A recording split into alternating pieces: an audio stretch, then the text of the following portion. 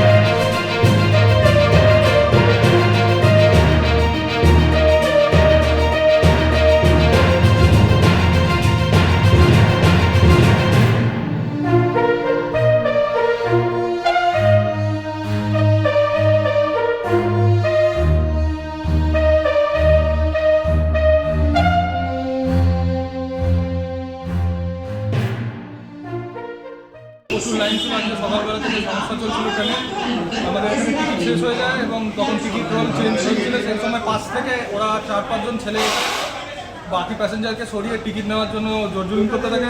তখন ওনাকে বলা হয় যে আপনারা ওয়েট করুন, পাশের সেই প্যাসেঞ্জার বলে আপনারা থামুন, আপনারা লাইনে দাঁড়ান, তারপর টিকিট পাবেন। যে আমাদের ভেতর থেকে বড়োবাবু এসে বলে যে তোমরা তাড়াহুড়ো করো না, দরকার হলে তাড়াহুড়ো থাকলে পাশের কাউন্টার থেকে তোমরা টিকিট নিয়ে নাও।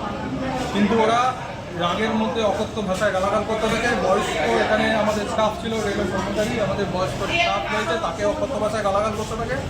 দিয়ে এসে আরও 2-3 জন এসে এখানে এসে হাত দিয়ে মেরে কাঁচ ভেঙে দেয় এবং ভেতরে ঢুকে আমাদের আক্রমণ করতে চায়। কতজন ছিল ওরা কতজন ছিল? 3-4 জন, 4-5 জন ছিল, এরকম লোক ছিল।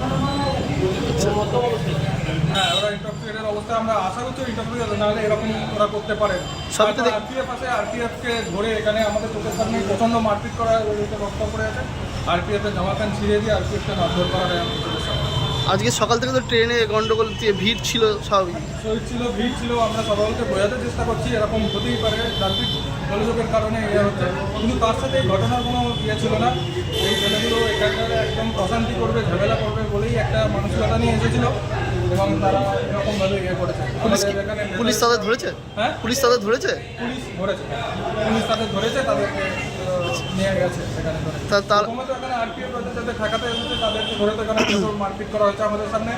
একদম এই কাজ ভেঙে ভেতরে ঢুকে আমাদের মারধর করার চেষ্টা করছে। চিফ এডিটর জিতেন সরকারের রিপোর্ট, চেতনা বার্তা, জেগে থাকে জাগিয়ে রাখে।